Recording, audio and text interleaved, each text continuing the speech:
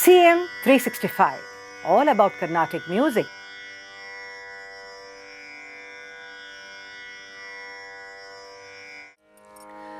Carnatic music has a variety of compositional forms, and all these compositions, the basic ingredients are nothing but the melody, the rhythm and the words, that is the raga, tala and the sahitya.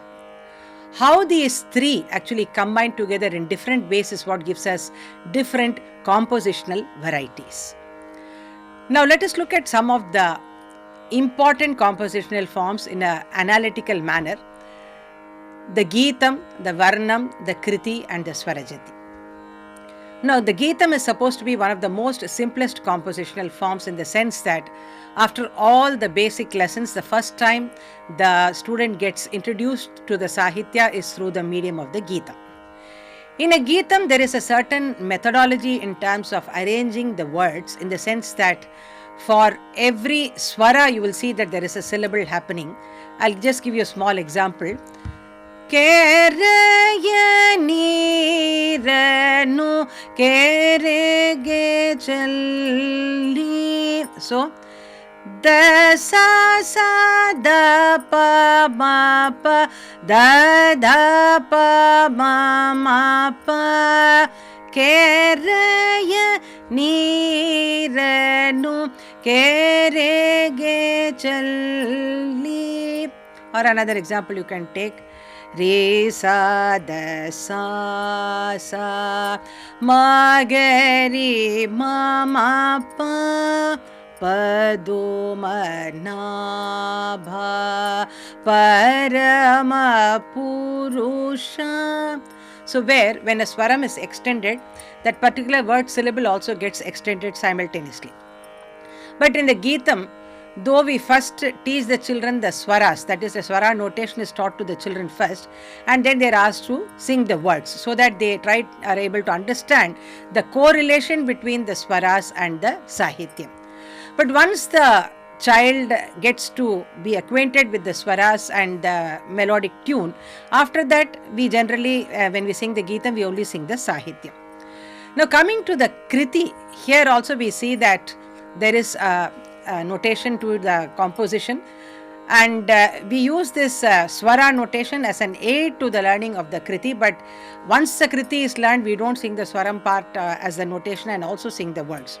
So what I wanted to emphasize here is that the swaram becomes some kind of an undercurrent for the sahitya. For example, if you take Brova Bharama Ragurama, where if you write the notation for this, Padani pa ma ga ga ma pa ma. Sometimes we don't even teach the swaras, and by just listening to the guru intently, the song is also learned. So here the point is that in the Kriti, though there is the swara coming in as a notation, what is the final output as we sing is only the sahitya portion. In the Varnam, we see that it's a different concept where the swaras themselves take the role of the sahitya, in the sense that especially in the after the Pallavi, Anupallavi, the Muktai Swaram, as well as when you're singing the Charana Swaras, you see that after the Charanam, the Swaram becomes an entity by itself. In the sense, for example, if you take a Saveri Varnam, Dani Paine Rona Vela. For this there is the Charanam line, there is a notation for this obviously, but we don't sing that, but you sing the words. But subsequently you see that in the Swarams which comes after that, it is only the Swaram, there is no Sahitya there, like da pa ma ga re ma pa da ni da pa ma da ni pa na ro na gi. So this is how it happens. Now, the Swarajati here, I would say, is a very unique form in terms of the arrangements of the swara and the word syllables. That is what I wanted to share here actually today, in the sense that if you take a particular word in a Kriti, you would see that there may be more than one swara, that is there may be 4 or 5 swaras as part of the notation even to a particular syllable.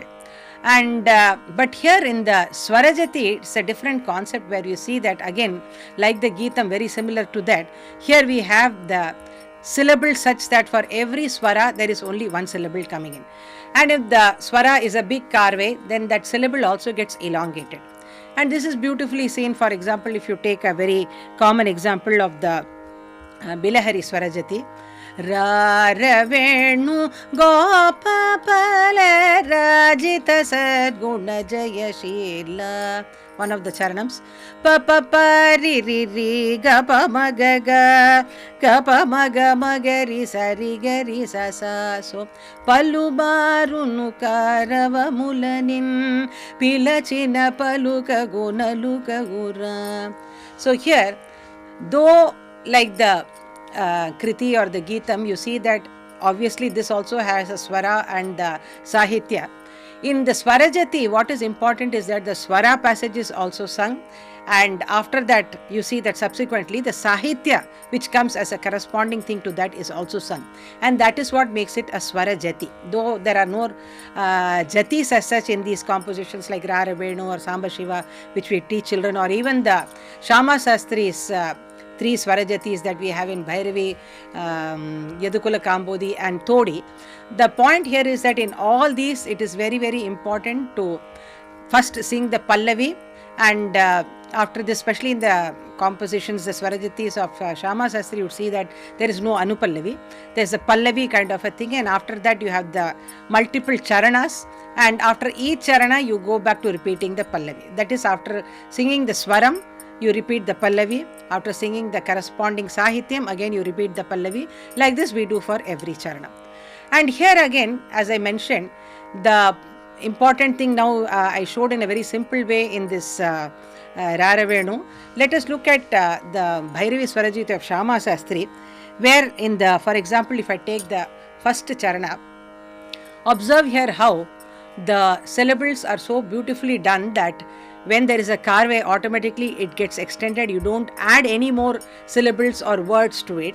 So for example, the first charana goes like Sari ni sari ni re sa ni da pa ma pa da ni sa ri ka ma akshi. So here for this first charana swara, how the words are arranged. I will break it up for you so that you understand it better. Sari ni sari kundaradana ni re sa ni da pa ma kuvalayana pada ni sari talli rakshilchukaya.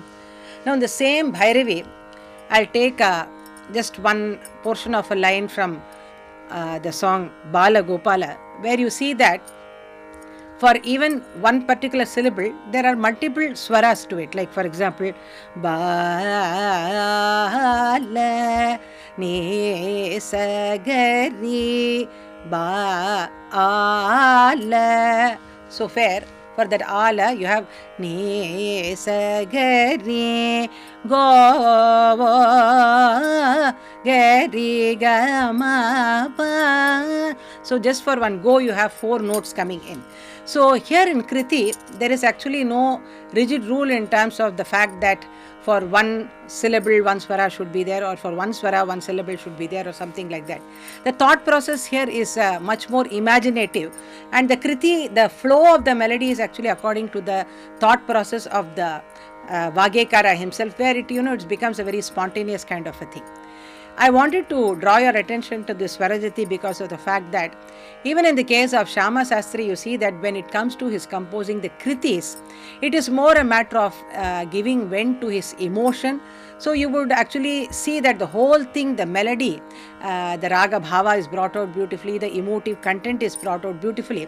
But this concept of keeping one swara, one syllable, this kind of concept is very judiciously followed in this Bhairavi Swarajati.